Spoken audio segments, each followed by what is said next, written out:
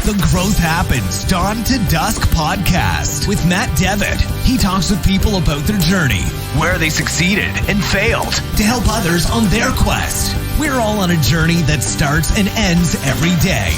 This is when we grow, between dawn and dusk. And now, your host, Matt Devitt.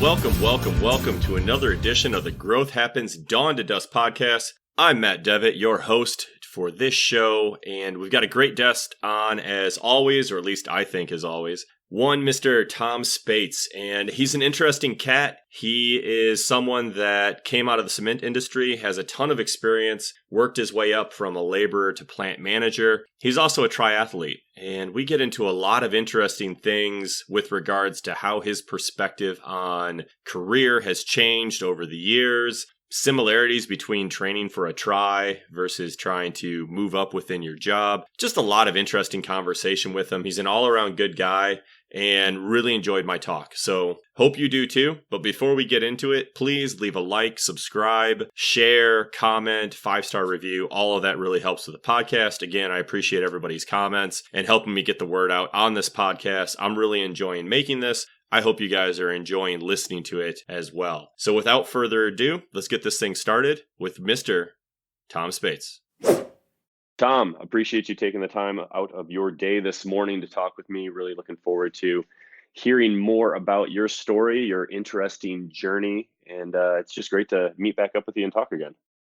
Well, thanks a lot, Matt. I'm glad to be here this morning and talk to you and give you some insights and whatever I can do. Awesome.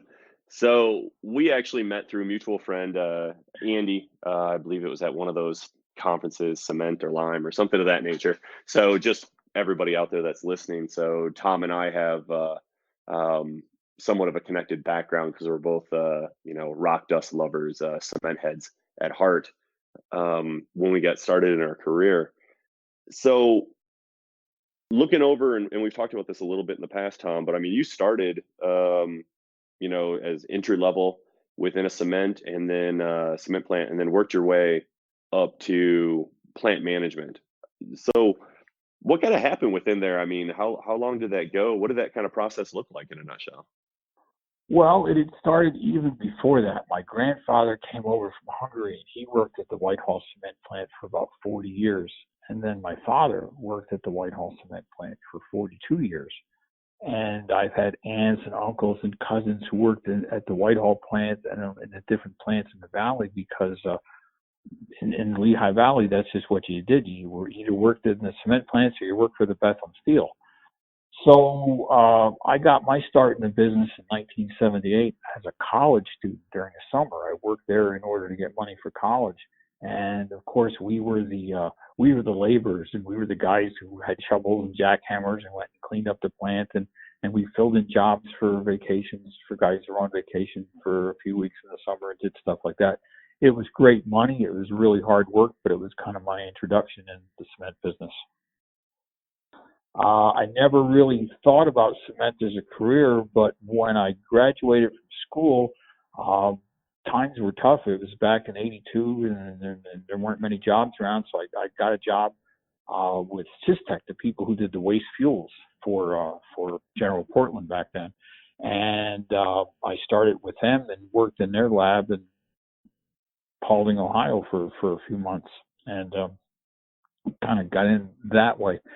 Worked in Paulding, Ohio for a few months, Woodstock, Ontario, a little bit back in Whitehall. Then I ended up in Fredonia, Kansas, and started the waste fuel program for them back there out in August of 1982, and ended up spending my next 10 years in Fredonia. Had a chance to go jump and work on the cement side of things. So I took a job as the quality control supervisor in the laboratory for General Portland in Fredonia, Kansas, and went from process engineer to CTS for a while, worked out of Corporate Technical Services in Montreal, and then back to Fredonia as the process engineer, and then to Demopolis, Alabama as production manager, and Charleroi, Michigan, and Clinchfield, Georgia, and Capital Cement for 10 years as plant manager, and then Giant Cement here was 10 years or 2 years for plant manager, and then then I started this job back in 2010. So it's been a long career, a lot of different places, a lot of different jobs, a lot of different opportunities, met a lot of different people. Very, yeah, definitely a very, well, I mean, it's good to have a listen when people are just like, wow, it's a long career. It's like, isn't that what you're kind of hoping for? But anyways, um, Yeah. Fredonia. So when I was at Lafarge, I never made it down to that plant, but wasn't that a plant where there was a ball mill that was actually belt driven?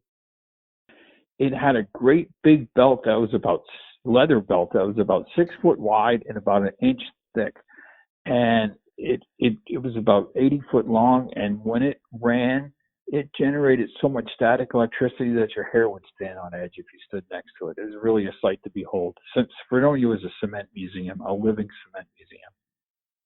Yeah, that's absolutely amazing. I mean, just to have something that big. So, I mean, for those that are listening, I mean, if you ever want to look up mill grinding or ball mill grinding, something of that nature, to get an idea of the size of these things, even the small ones, to belt drive that. I mean, mostly everything today is all either hydraulic or direct gear driven or something of that nature. So, I mean, to have a belt drive is quite impressive. They still had the line shaft set up where they'd run belts down from the line shaft to make different pieces of equipment work and stuff like that.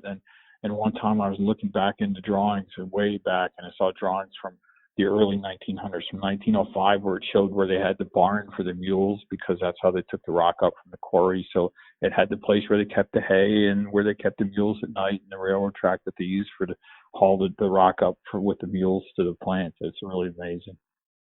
Wow. Yeah, that is definitely interesting. I think a lot of people forget that, heavy industry. I mean, for a while, there was a transitional period to where it wasn't as the electric, steam driven, like we kind of think about from the Industrial Revolution. There was definitely that intermediate where it was a little bit of both the Oh yeah, agricultural they had side and the steam power or electric power.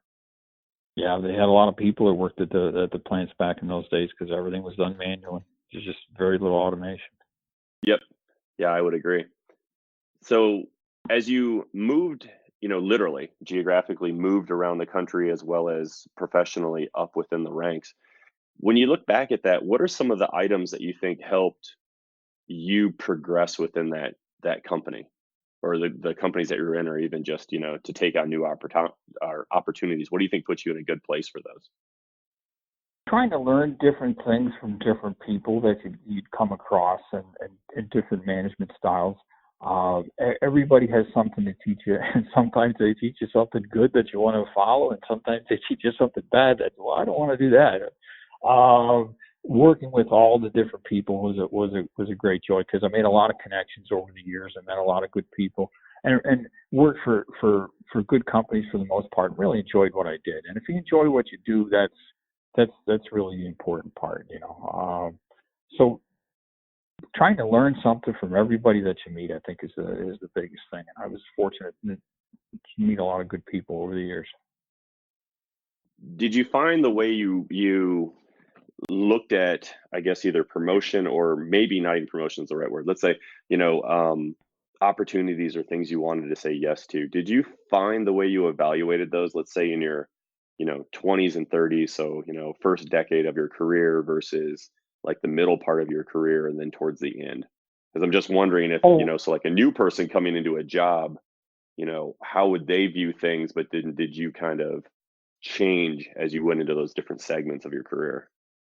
there's definitely been a big change, and it's a very good question to ask. When I was younger, I wanted to get that next promotion. I wanted to be a plant manager. I wanted it really bad, and I would do anything. I would work like a dog. We worked 7 days a week a lot of times, did a lot of projects. Would go anywhere that say, listen, your next promotion is here. It's like, okay, well, I'm going to go and I'm going to do that. And after I was plant manager for a while, I got up top of the mountain and looked around and said, well, this is nice, but it's not all about the money. I want to have the freedom to do what I want to do. I want to work for a good company. I want to really be able to enjoy what I do, and make it not so much work anymore. And times changed a little bit in the business. It got tough when the last recession came on, And people, they didn't have long-term business objective goals. Everything was short-term. Everything's what are you going to do next month, and let's not spend the money to do this. And quite frankly, a lot of people, they started looking at a cement plant like instead of a $500 million asset, like a pickup truck that you're going to turn around and trade in 2 years. So it just wasn't so much fun anymore. And I was at the place where I didn't need the money. Money's not my motivating factor. I can make more money doing something else, but that's not about it, because at the end of the day, I want to enjoy my life, and I can only eat so much, and I can only wear so many clothes, and I don't care so much about the car that I drive. I want to have the time to do what I want to do, and to work for the company that I want to work for, and build the company that I want to, and it just enjoy things a lot more. So as time went by, my perspective definitely changed. Once I got up on top of the mountain and looked around, I saw it was nice, but I was ready to go back down and do something else for a while. So it kind of brought me here to a very good place right now. So I'm very happy with where I am, and very content with what my future here is going to be. From the description that you make of, the earlier days of effectively never saying no, do do you feel the fact that, by not saying no and effectively trying to load up on, let's call it experience capital, or professional capital, whatever you want to call it from a term, how do you think that benefited you, long term, or even in the short term? Well, it's not always a lot of fun when you're doing it. It's kind of like training. You do a race, you train for a race, and boy, there's a lot of times when you look on the calendar and it's time for a 100-mile bike ride, and I just don't feel like it today. But at the end of the day, you got to do the work, and if you don't do the work, you're not going to get to where you want to be. So you just kind of shoulder down, and you're looking for the long term. You're looking about what the results that you want at the end of your career, or at the end of the race season, and not so much what you're going to do today. I mean, I was never afraid to work hard, was never afraid to put my shoulder down and really work for something that I wanted, that I really enjoyed doing. And so at the end of the day, for me, it was the right choice. For me, it worked out well, and for me, if I had to do it all over again, I'd probably pretty much do the same thing. I can't sit around and wait too much. I just too much of my father in me. I just can't. If I see something, I want to go out and I want to go after it. I want to do it. So I pretty much do the same thing again, for good or bad. I don't know, but I'd pretty much do the same thing again. It's not a bad career path when you can take a look back at it and you don't see yourself making a hard left or right along the way. And it also sounds like the rolling up your sleeves and getting to work, the fact that you not only gained a lot of experience, but were able to experience a lot of different aspects of the profession or the industry. Did that help when it came up to decisions and promotions later in evaluating, like, what direction do you want to go? Yeah, it certainly did. I remember in Fredonia, when I was the supervisory chemist, I was the guy in the lab, the guy who ran the quality control department. But I was always, when somebody new came to the plant, I was always looking like, can I go with him? Can I learn something? Can I do something? I got to the point where people in production, or people even in maintenance, they had problems that on the weekends they'd call me up, and it's like, hey, I need some help there. And it's like, oh, I was just a chemist. I wasn't in charge of anybody except in the lab. But it was the informal organization. They knew that I was the guy who was going to come out there and stand next to them and hold the flashlight, even if I didn't know what I was doing. I was still going to be out there with them on a Saturday or in the middle of the night, and so that they'd call me up, and that seek out that kind of help, whatever help I could give them. And I learned to look for people like that in my organization, the people who were there because they really wanted to be there, and the people who really cared, because I could give anyone a skill. I could teach anyone to do anything. And what I can't teach them to do is to care about what they do. I can't teach them to bring a good attitude every morning. I can't teach them to be a team player. I can't teach them to really care, but I could teach them any skill that they need. So that's what I look for later on in my career, is people who are like that, people who can be motivated to do anything, and we'll work together. And I think that, that's what it's all about. That's what makes a great company. That's what makes a great plant. Do you find it's easier to evaluate people on those criteria that you listed out? Um, or I guess let me back up. So from the criteria where you're talking about, the person wanting to have the drive to go, even if they don't know it, but to kind of learn on the fly. Do you think you can evaluate a person from a distance just as effectively as working right next to them, with a shovel, basically, working in that same atmosphere? Do you think you can actually pick up people that have those skill sets without being in the trench with them? I think it's a lot harder not being in the trench with them. When you're in the trench with them, I think it's easier when you spend time with them because you really get to know someone on that kind of a level. And when you're trying to look from a distance at who those people are, it's more difficult because everybody tells you what you want to hear. And I've made some really great hiring decisions in the past, and I've made some really stinky ones too. People I thought this guy was going to be a good fit, and it turned out not to be because I just didn't have the opportunity or not able to spend the time and know him well enough to know what he was like or she was like before we hired him. Gotcha. And as you moved up within management, I mean, that's kind of where I'm getting at is as you move up within management, you're always creating distance between um, just levels of the organization. It doesn't have to be all the way to the bottom, but there's always going to be a disparity, kind of a distance there between yourself and a level below your direct reports. So how do you end up? And it's Go ahead, Tom. Well, I'd always tell people, listen, don't tell me what I want to hear, tell me what I need to hear. And I'm very cognizant of that because I started down at the bottom. And I'll tell you a good story. I was plant manager at Capital. It was a shutdown. And the first thing I'd do for 3 days, I would crawl in every nook and cranny of that plant. And I wanted to see for myself what things look like. So it was a Saturday morning and I'm out crawling through the dust collector, crawling through the main dust collector. And I went in every single compartment and looked at every single tube sheet. And I spent an hour and a half in there and went through everything. And I have an old race t-shirt on and I'm dusty from head to toe, got my respirator hanging around my neck. And I come up to Rudy. Rudy Zapata is our labor foreman. And Rudy's there with Frank from Gore, and who's there doing our bags for us at that time. And Rudy says, "Oh, Frank, this is Tom." And Frank says, "Well, what do you think?" I said, "Well, I just went through the bags, and here's what I think about this and about that." And we're talking, and we're standing there talking for half an hour. Frank starts telling me stories and stuff like that. Frank gets really colorful. He's a great guy. He's a really colorful guy. And we're just talking there, and he's getting quite colorful in his stories.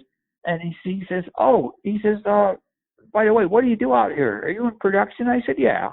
And Rudy nudges him. He said, "Frank, he's the plant manager." Frank goes, "Oh my God! Oh, Rudy, why didn't you tell me? Rudy, why didn't I? Would never would have said this." Frank, listen, I just work here. I'm no different than everybody else. I mean, I just work here. I want to hear what you have to say. If he would have knew I was the plant manager when I walked up, if I would have been in a nice pullover and all clean, he would have talked to me and told me things a lot differently than he would have told me if I was just Joe Schmo walking up in a t-shirt. And I never forgot that. When someone would go out to work with, and when I would see with someone out in public, a guy and his wife, and I would come up and say, "Oh, hey, how are you doing? It's great to see you." And I'd say, "Yeah, I work with your husband." And I would never tell him that I was a plant manager. I would say, "Listen, I work with your husband." "Yeah, we both work out at the plant." And they'd say, No, he's the plant manager. He's the big hefe." He said, No, I work with your husband. That's all. And when I walked around the plant, my shtick was I'd shake hands with everybody. If I walked past a person, I'd shake hands with them. Didn't matter who it was. Say, "Hey, how you doing?" Just, and I was out in the plant every single day. I worked at Capital for 11 years, and I could count on one hand the number of days that I didn't get out in the plant and walk around. And people knew they'd see me, and they knew, and I wasn't doing it to micromanage people, to make sure that everything got done. I was doing it so they knew that I was out in the plant and I cared. And if they wanted to talk to me, they could find me and talk to me in the finish mill building. They didn't have to come to my office and anything like that. I was going to be out there and see them, and they could find me if they wanted to say, hey, need to talk to you. So it's very much people motivated, very much people based. Try to remember where I come from, because we're all in this together, and I'm no different than I'm no special than anybody else just because you're the boss. You have different responsibilities, but you're no better of a person and no worse of a person than anybody else is.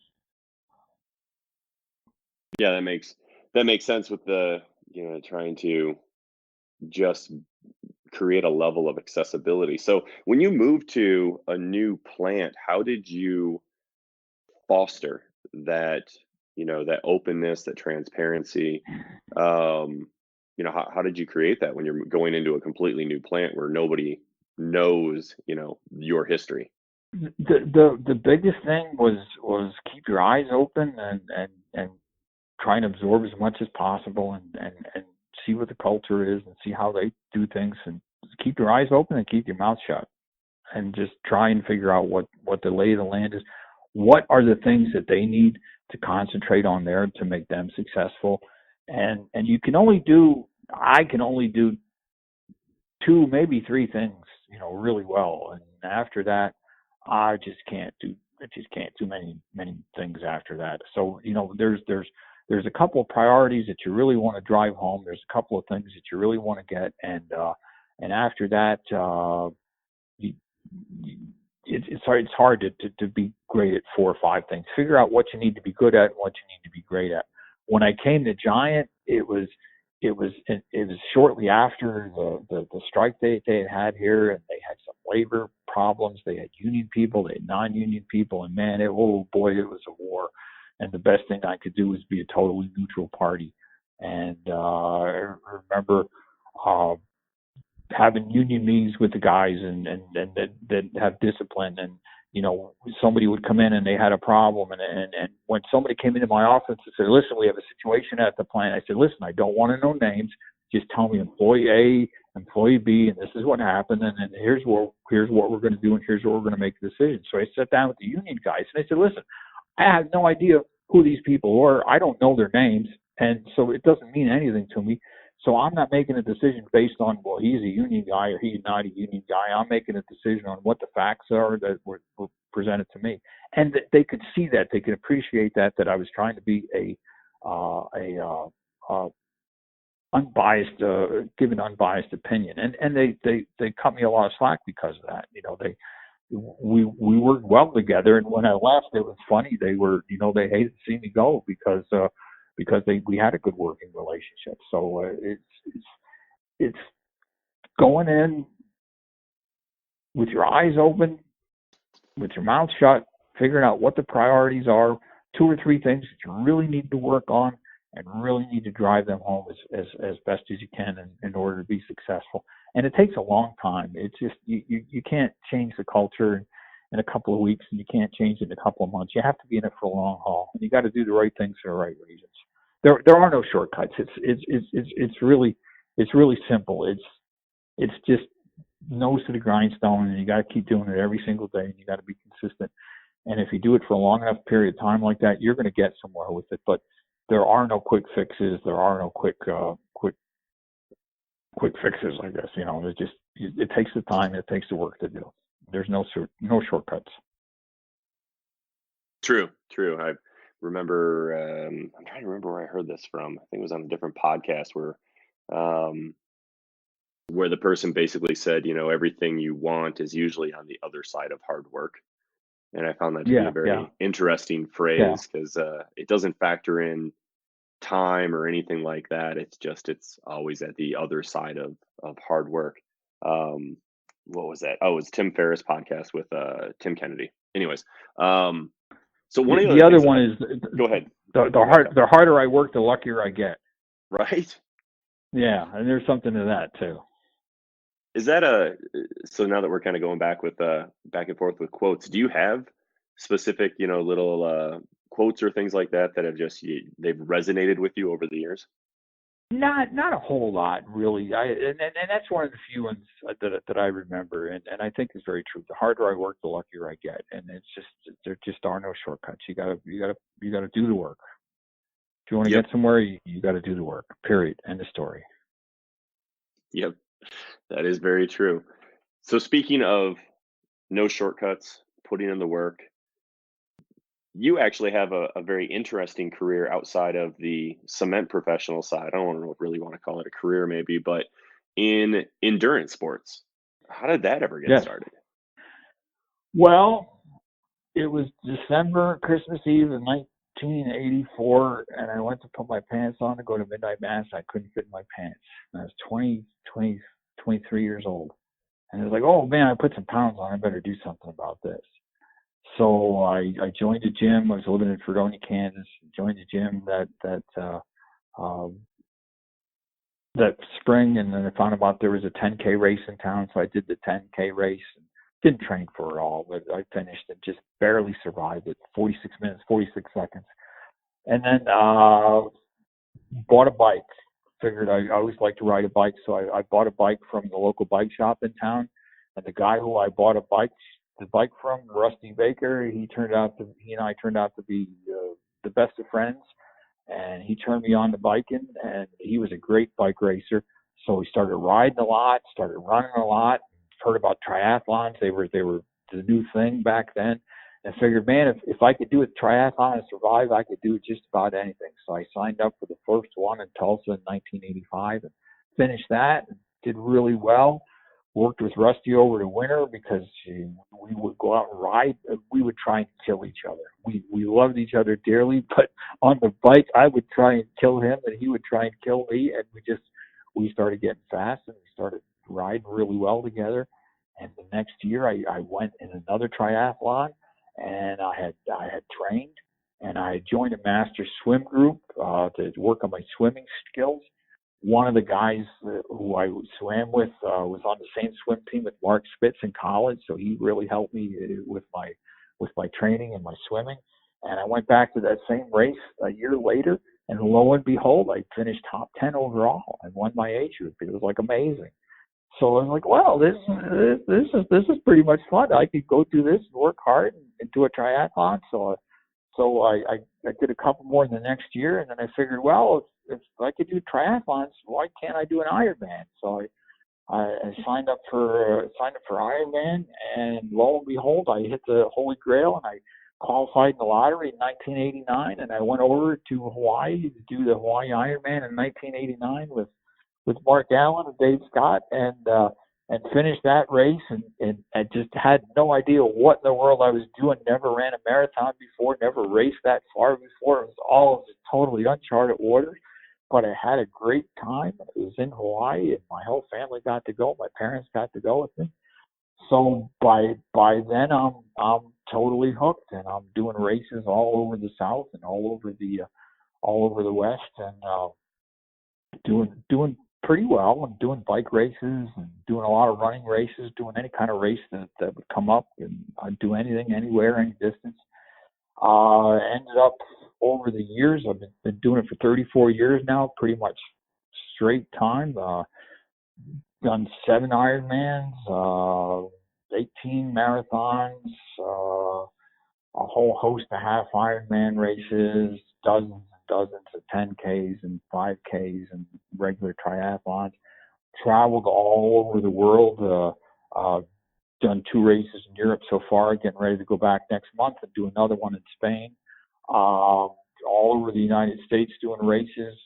Met a lot of great people. Had a lot of good stories to tell. And just enjoy. Hello? Yes. Hello? Is this Tom? Who's this, Matt? Who's calling? Yeah, this is Matt. I was talking to Tom Spaits. Okay. I don't know. Might have just got disconnected with him. Yep, that's kind of what I figured.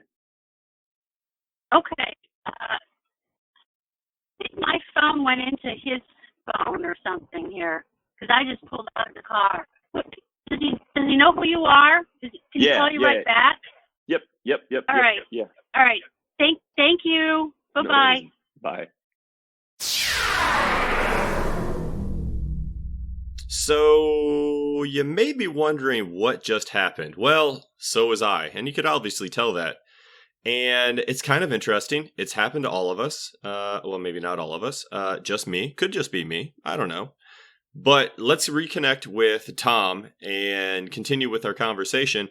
And you'll hear the interesting, I guess, short story of what just happened there. So sorry about the interruption, but hey, it happens. This is life. We just deal with it. Anyways, back to the show. So thanks for coming back, Tom. Little technical difficulty. I'll clean that No, up and no splice it problem at all. together. That's hilarious, though.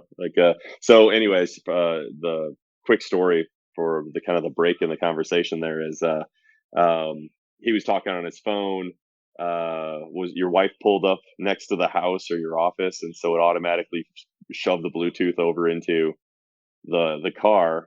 And it was nice to say hi to your wife. I remember meeting her at some of the conferences, so it was good to catch up with her real quick. So that was fun. Yeah, she says, what was that? What's going on here? No, it's happened to me a couple of times. It's technology. It's a two-edged sword. Sometimes it's good and sometimes it's not. Absolutely. So I believe where we ended up leaving off is Ironman completed out in Hawaii, and you've been doing this for quite some time. You've got a race coming up in Spain that you were talking about. That's quite an extensive list of events that you've been a part of. How did you balance, not only the training and the events, but also, we talked a lot about your professional career. How did you find a happy balance, if at all? Like, how did you do both of those? Well, I try and fit it in wherever I possibly could. So I try and ride my bike to work as much as I can. And for Colombia, I rode 30 miles one way to work, and I ride 30 work all day, ride 30 miles back the other way. Got up early in the mornings, tried to do workouts in the morning. Ran at lunch a lot. I'd go out for a quick 30 minutes at lunch, quick 40 minutes at lunch, come back and eat lunch. So I tried to fit it in around work as much as I possibly can. I remember one year I was training for an Ironman. I was traveling in Chicago, and I knew I was going to have a long layover, so I took my running stuff with me, and that was back in the days when they had lockers at the airport. And I put everything in a locker, and I ran around the entranceway to Chicago Airport for an hour and a half to get a long run in because I desperately needed to run. You just kind of take a shoehorn and fit it in wherever you possibly can. And when you're getting ready for Ironman, it's the last couple of months, it's just not much fun. It's just eat, sleep, work, and train, because you really don't have a whole lot of time to do anything else. You're tired at the end of the day, and you want to go to bed, and you want to get a good night's sleep. So it's not the most exciting life. It's not a great for late night activities or parties or anything like that. But in the end, it's definitely a lot of fun. It's definitely worth it. So just, I guess, adjustments to your priorities. So I assume, the priorities would wane, and as you got closer to an event, it would just move its way up the list. Yeah, and my wife, she knows that. She knows when it's getting crunch time. It's like, okay, we're not going to be doing things around the house, and there's going to be a lot more time devoted to running and riding, and a lot more time devoted to sleeping and stuff like that. But the benefit is that a lot of times we get to go great places for a race. We get to go to Hawaii, or get to go over to Europe, or get to go to the West Coast or something like that. So that's always a lot of fun. Kind of the good and bad. Yeah. Right. Yeah. It's definitely to know there's a benefit there besides crossing the finish line. You can also enjoy everything else about it too. Yeah, and you need to. You absolutely need to. You need that balance. So what kind of? No, go ahead, Tom. I tell you one of my favorite stories. I just moved into Charlevoix, and was standing there talking to the neighbors right next door, and it's like, oh yeah, I'm Tom, and oh yeah, and Christy was the neighbor, and she's like, oh yeah, we run in the mornings. There's a bunch of ladies. We run at 7 o'clock every Saturday morning. I said, oh yeah, I'm a runner too, so let's go run. She said, okay, well. We'll meet me out in the lawn here at 7 o'clock tomorrow on Saturday. We're going to go, and we'll go for a run, and we'll meet the girls. And so, okay. So we meet up 7 o'clock in the morning. And we get down the street. We're running past a few people's house, and a couple of people come out. And And hi, this is Tom. Just moved in. Hi, how are you? Nice to meet you. Stuff like that. And we get to talking, and they're saying, well, how long are you girls running today? And they said, oh, we're running for 3 today. And I said, okay. And I figured 3 miles. They said, I'll go out with them for 3 miles, and I'll come back, and I'll do 3 miles on my own, get a good 10K in the morning. And we picked some more people up, and we're running out of town, and we're just keep on running. And I'm like, hey, I thought you girls said you were running for three miles today. They said, no, we're running for 3 hours today. We're getting ready for the Columbus Marathon in 6 weeks. And I said, 3 hours? They said, yeah. They said, you're going to run with us, aren't you? And I said, well, of course I am. I said, I'm not going to let a bunch of damn girls outrun me. I hadn't run for more than an hour in a year. I mean, I had not been doing any distance work whatsoever. And they said, well, you're going to run with us. And I said, well, sure. I'm not going to let a bunch of damn girls beat me. So I ran with them for 3 hours. I couldn't walk up steps the next week. I had to go down backwards. I had to sit nice fast as soon as I got home, but I wasn't going to let those women out. And they said, well, listen, now that you did this is a big run. You got to come to Columbus in 6 weeks and run with us down there. So I said, well, hell yeah. I said, I did my long run now. I'm all set to go. So I ran down with them and ran the Columbus Marathon after 6 weeks of training. But these girls, they were hardcore. They were running the Boston Marathon. They were running a couple of marathons a year. They were really, really, really good runners. And they were really, really religious about it. In Charlotte, Michigan, we ran all winter long, and one Saturday morning, it was 12 below zero, and they had a big group of us out there running. And if you didn't show up, people would stand in front of your house and throw snowballs at your house until you got out of bed and ran with them in the morning. And that was the kind of group it was, because that's the only way in the world you're going to get up at Saturday morning when it's below zero and run is if you have a bunch of really good people to run with, because you'd never do it on your own. Yeah, community is a powerful motivator and tool to help you move across the finish line. Also sounds like they were almost giving you a rite of passage to kind of join the group too. Yeah, and it's funny. It's a great story. I love to tell it. That it's like they're just a great group of people, and it's indicative of the kind of people that you meet everywhere when you do that. People who want to be there, people who are enthusiastic to be there. You don't meet people who would say, well, I really don't want to be here. Those people they're laying in bed. They're sleeping yet. They're not out in the morning when it's cold out. They're not working real hard. They're not, go out doing a 100-mile ride. People are there because they want to be there. And it's just a great group of people. It's great camaraderie. People help each other. People root for each other. And it's just a great environment. And it's just, I love it because of that. It's people who are can-do people who are there because they want to be, people who aren't afraid of working hard or getting a little cold or getting a little wet or getting a little rainy. At the end of the day, we're going to relax and have a beer and everybody's going to enjoy it and have good stories to tell. Yeah, it's nice to get yourself surrounded by those external influences. It definitely helps.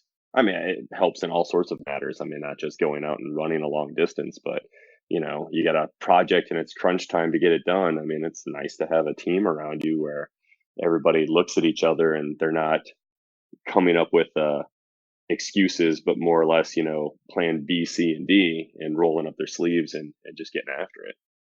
That's exactly right. And that's what makes work fun. That's what makes it enjoyable.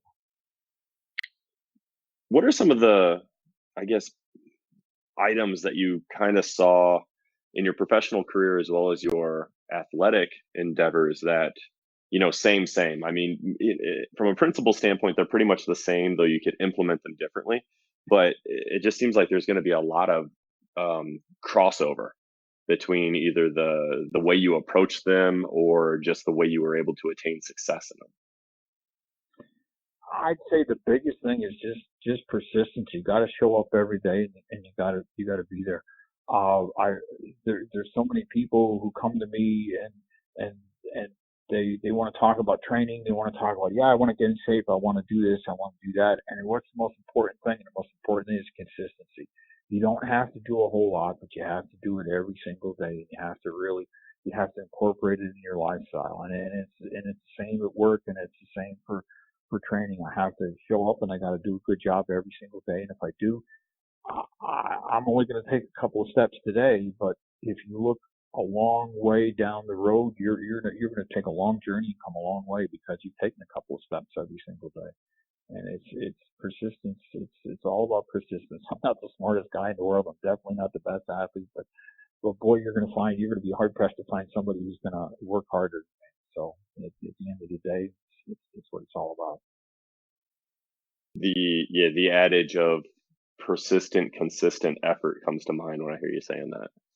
Yeah, absolutely. I mean, it's worked well for me, and I think it could work well for anybody in any situation, be it at home with your family, at work. There's just so many good things that come with it, and it's really it's not about having this elaborate strategy of how to manage your life or how to manage your plans or how to manage your business or anything like that.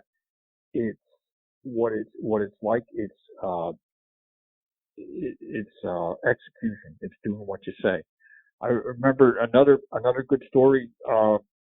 They had invited the PCA Safety Council had invited Dave Biddle and myself up to Chicago to have a meeting with us.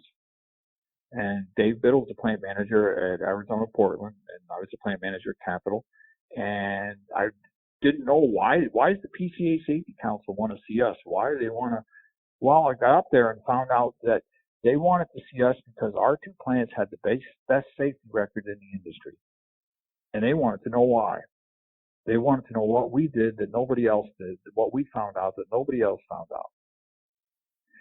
And it really got me to thinking about, well, why do we have such a good record? What stands out? And I thought about it, and really came to the point where we didn't do anything really special. We didn't have any kind of fancy stop program or safety incentive program, or we really didn't do anything special. But what we did was execution. We did the basics, and we executed them really well. And I think the same was just true for Dave's plant. And we had both been there a long time at that period of time. And we had both been there long enough where we could really see and drive the culture and change the culture. But we didn't have an elaborate scheme or fancy program, but what we did really well.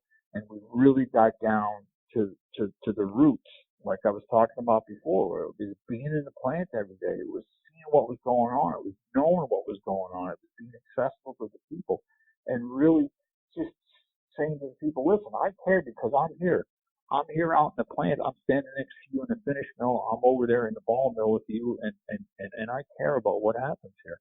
And it's like that with everything in life. In my business now, there's only two things that we do to run the business right now. Number one is have a great product. You have to have a great product, and my boss over in Germany makes sure that we have a great product. Have great service. And that's it. I don't care about anything else. I don't care about the money. The money will follow. The business will follow. Everything else will follow that. If I have a great product and great service, everything else is going to take care of itself. I don't have to worry about everything else, but I really have to worry about having the first two. And it's not about being fancy. It's about executing. And it's about being consistently and executing a little bit every single day. I hope that makes some sense. Yeah, no, it does. I mean, find as I've heard people say, play to your strengths, and or if you know what's most important, that's going to get you to wherever that is, that endpoint. Focus on those. Solidify those, and it doesn't always work out this way, but I mean, if you solidify those and focus on that, sometimes a lot of the small items will work themselves out. I think that's exactly right, and you have to understand what your priorities are, and you have to keep them. I know a lot of people they change priorities all the time. Well, today this is important, but tomorrow that's going to be important. Well, what's important today is generally going to be important tomorrow and the next day and the day after that. And like I said before, I can only do 2 or 3 things well. I can't do 6 things well. I just can't. So I got to figure out what those 2 things are, and I got to do them really well. Everything else, it'll take care of itself. Right. one of the items I'd be interested to get your perspective on, and I've asked this to a couple of other people, but I'd really be interested. So, of these three, talent, hard work, and attitude, how would you rank those three as far as most important to to you, and why? Oh, I would say hard work. Hard work, number one. Talent or attitude is a close second. But if I'm going to work hard, I'm generally going to be successful. I might stumble. I might take a long way to get there, but I'm going to be successful. If I have a good attitude, that's going to keep me coming back all the time. And attitude and hard work are I think they go hand in hand. Talent, it's good to be talented, but I've seen a whole lot of people with a whole lot of talent who just didn't have the aptitude, didn't have the hard work to bring it to fruition, and they just flounder. They just don't understand. So hard work, attitude, and talent. Yeah, that makes a lot of sense. I've heard that with some professional athletes where not even professionals, but they'll talk about guys they remember playing with that were far more talented, but because it came so easy to them, they didn't Yeah. realize what, what hard work was to really make it to the Yeah, next level. yeah. I think that's true. I think that's true in your professional life as well as athletic life. Absolutely.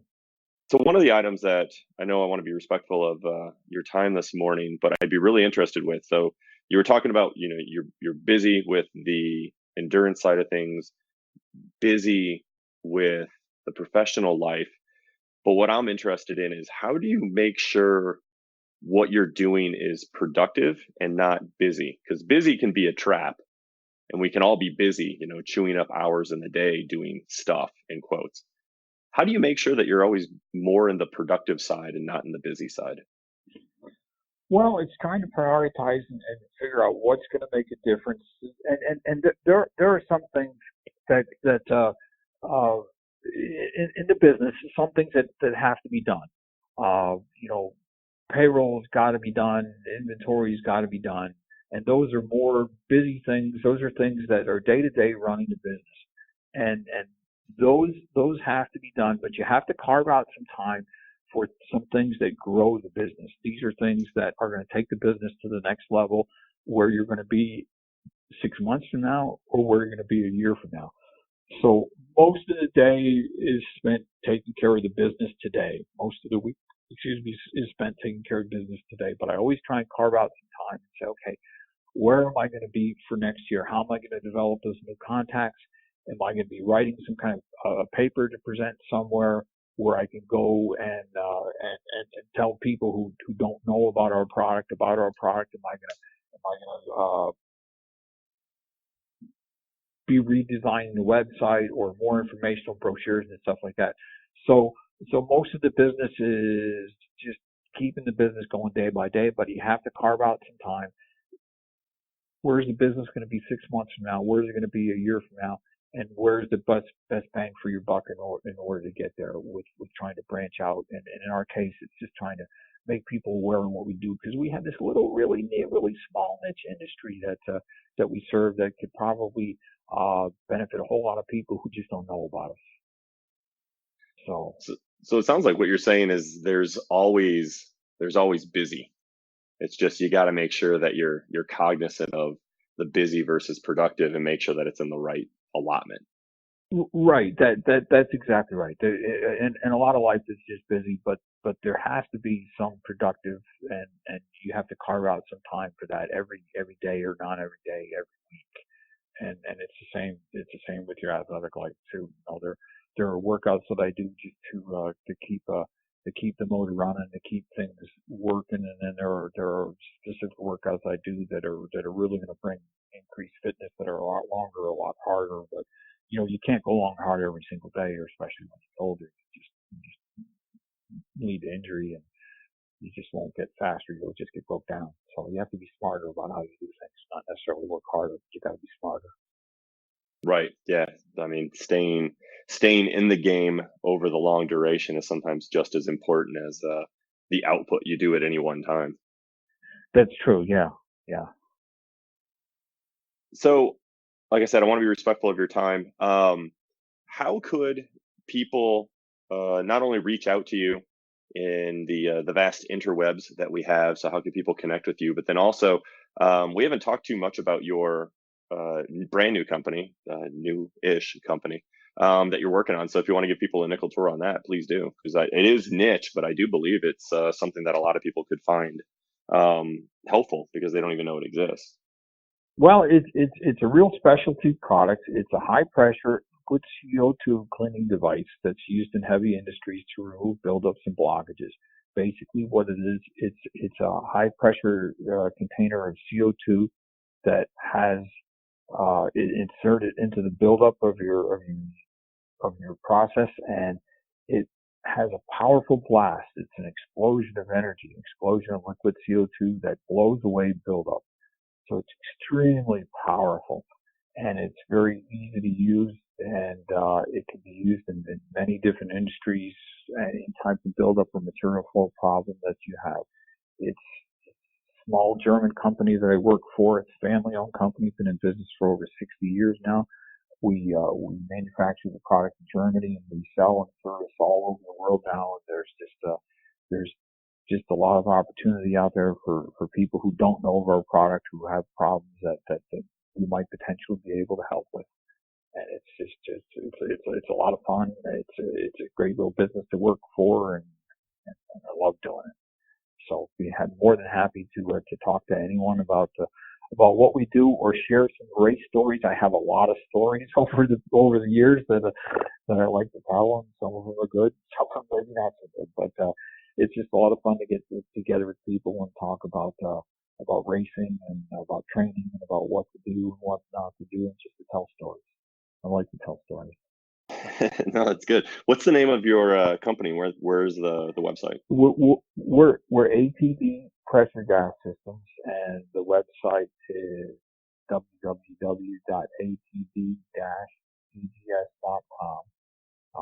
It's also known as Cardoc, so you can find us there. You can find me on LinkedIn, and I'm on LinkedIn. And if you want to just reach out to me and via email, my email is tom.spaits, SPAITS, at atd-cgs.com, and you can just reach out to me and about racing, about work, about business, about anything, and I'm more than happy to talk to you. And like I said, I've got a lot of good stories to tell, and it's a lot of fun. Well, that's awesome, and I'll make sure all that information is in the show notes to make it easy for people to link up with you and talk shop, whether it's professional or I don't want to say like athletics isn't professional, because I know some people and yourself would fall into that category. I mean, you basically treated it like a career. But yeah, I'll make sure it's easy for people to get hold of you. Right. Yeah, and that would be great, because I'd love to hear from people. Like I said, it's just a lot of fun. I really enjoy it. Awesome. Well, thanks for the time, Tom. Really appreciated it. Great stories, and look forward to crossing paths with you at one of those random conferences we always seem to see each other at. Yes, and Matt, thank you very much. I appreciate you reaching out to me and giving me the opportunity to to tell a little bit about myself and tell some stories. Unfortunately, I won't be there at IEEE this year because I'll be over in Spain racing at the World Championship. But I'm sure I will catch up with you again very soon at one of these random conferences. I think you made a much better choice than myself. So it's gonna be a lot of fun. I'm really looking forward to it. It's gonna be a lot of fun. Awesome. Another good story to tell. Yeah, absolutely. Well, take care of yourself, Tom, and appreciate the time. All right. Thank you very much. I tell you what, Tom has got some fantastic perspectives. I learned a lot. I'm definitely going to listen to this a couple more times to pick out some of those nuggets. He's just got a great, just down to earth, he's just a good guy. And he's just got some great perspectives on career and life and setting goals and getting after it. And just there's a lot there. So if you found something in this that you liked, definitely share it with somebody else that you think can benefit from it. It's a great perspective. Share it with people. I definitely think there's a lot that can be learned from listening to Tom and all of his stories.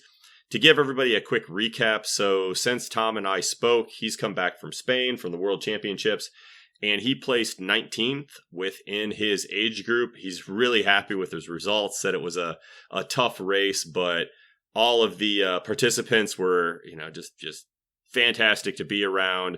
A lot of great camaraderie, and definitely some more stories have come out of it that I'm looking forward to talking with Tom about in the future. Last but not least, again, if you like this content, please like, share, leave a review. 5 stars is always helpful. Also check me out on the social medias, the Instagram and Twitter. You can find me at the handle of Devitt Matt. Look me up on LinkedIn, where I'm participating in a lot of business discussions that I find interesting. So if you want to follow me that way, you can kind of see what I'm looking at from a business standpoint. But with all of that being said, I hope everybody who's listening to this goes out and has a fantastic day. And just remember, growth happens between dawn and dusk.